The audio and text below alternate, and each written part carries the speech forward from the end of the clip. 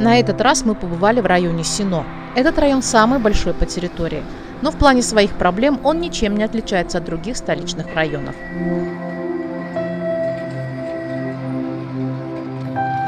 Не менее важной проблемой этого района является незаконная мойка автомашин вдоль дорог.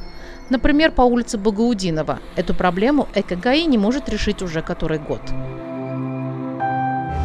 Дворы в антисанитарном состоянии. В прежние времена как-то дворы подметали, там обслуживали освещение, но теперь ничего нет.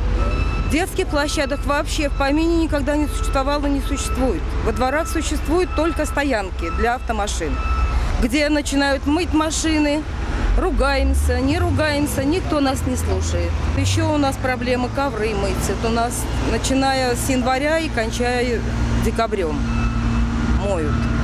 Нет, конечно, никакой экономии воды, никакого, никто ни к чему, знаете, не приспособлен. Люди как будто, я не знаю, с другой планеты не понимают, что этого нельзя делать.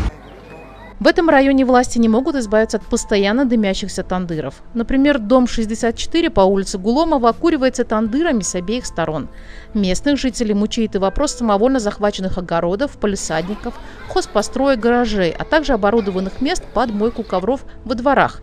По словам жителей, за захваченный земельный надел или тандыр они исправно платят властям района. По непроверенной информации, площадка под мойку ковров или тандыр стоит примерно 200 самани. Вот у нас тут, мы проживаем, несколько домов, ни одной площадки детской нету, детям негде играть.